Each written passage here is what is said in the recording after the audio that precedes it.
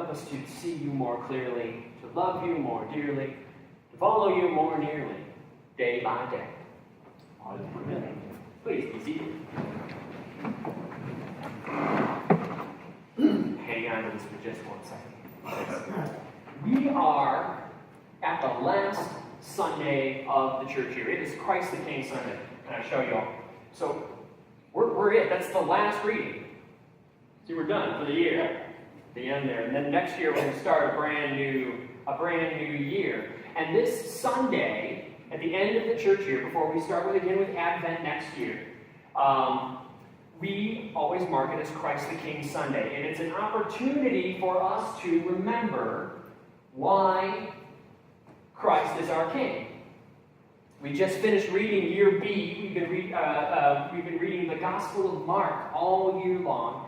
And I'll admit, y'all, Mark has not always been my favorite gospel. Sometimes I've struggled with the Gospel of Mark. I just didn't connect with it in the way I connected with some of the others. And maybe that's true for some of y'all. They're all different. When I look at Jesus as my King, I can really relate to the Gospel of Luke, right, where Jesus is our King who has come to change the world order, to raise up the lowly and to give them a voice, and to speak truth to power. I like our King, Jesus Christ, in the Gospel of Matthew. He's our King who is our wise teacher, who teaches us how to live and how to love. I love Jesus Christ as our King in the Gospel of John, our King who is God on earth, who has come to give us everlasting life, and all we need to do in return is to just believe in Him. The Gospel of Mark was always harder for me growing up. I read the Gospel of Mark, and He's our King who died for us.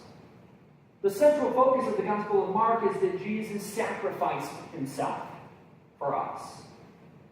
And that is something I had a hard time connecting to, thinking, why is His death a good thing? Why is that something that we celebrate?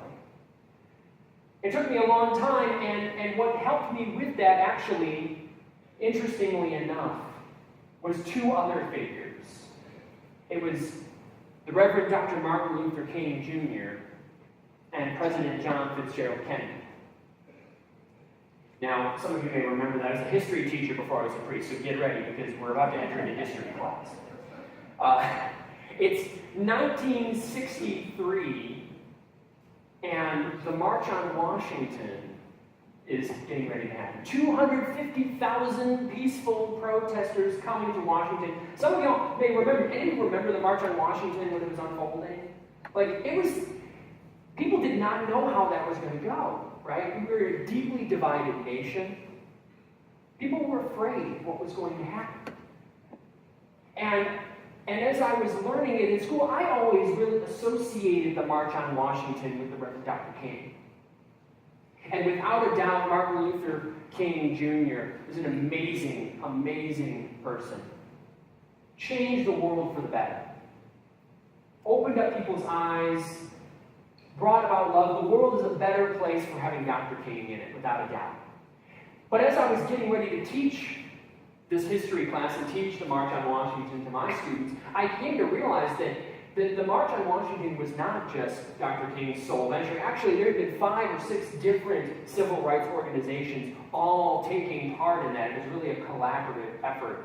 And that Dr. King was actually just a very small part of that movement. He was just one speaker. There's a famous I Have a Dream speech.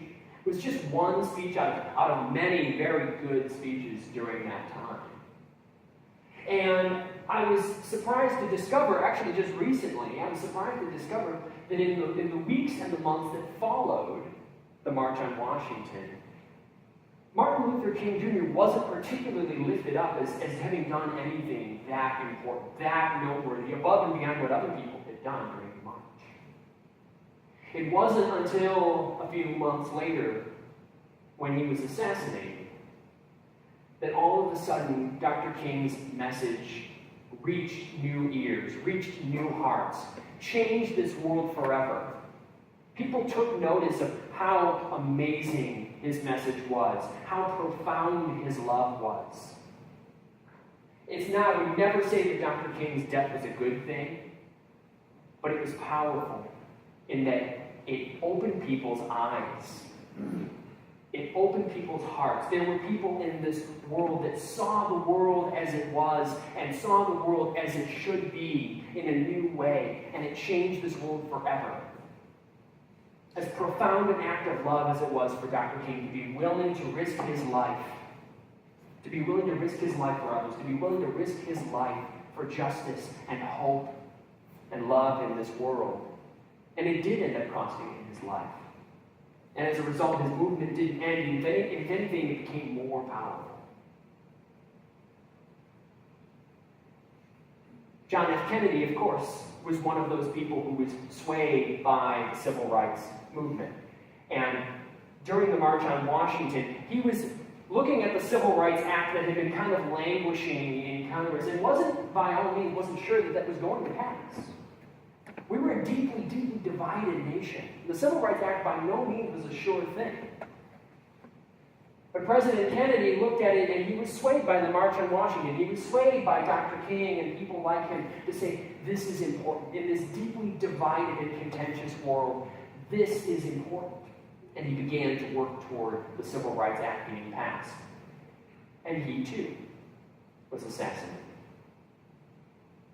And while I would never say that Kennedy's assassination was a good thing or something we should be happy about, there was a power in that he was willing to risk his life for us. He was willing to give his life for us. And it did end up costing him his life. And at the end of the day, when his vice president, Lyndon Johnson, came forward, he spoke to the nation and he spoke to Congress and he said, this is Kennedy's legacy. He was working toward civil rights, the Civil Rights Act. We have a duty as his people to carry it forward as his legacy. And we won't know for sure if the Civil Rights Act would have passed if not for Kennedy's assassination. But we do know that it did pass because people rallied around it as his legacy.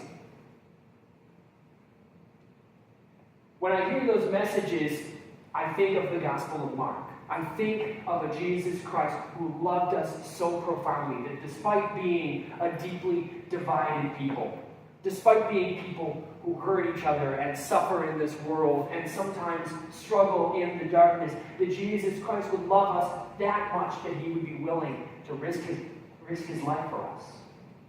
And it would cost him his life. And at the end of the day, while it's not something we would hope for, not something that we would be glad for, there was a power in his death because it showed us how deeply we are worth it, how deeply we are loved. That we are worth God dying for. We're worth God risking God's own life for. And that's something to be thankful for. This is on our closing Sunday, in our Sundays of Thanksgiving this month. That is something to be thankful for. That we are that worthy, that we are that loved.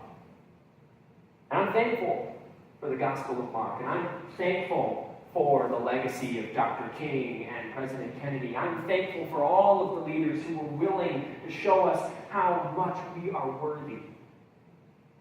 I'm very excited that at the end of this year, this Sunday, the close of this year, we have so much to be thankful for. And that starting next Sunday, next Advent, when we start a new year, I'm excited that we're going to be able to take all that we've learned and all that we have to be thankful for and see how we're going to use that in the next year to come.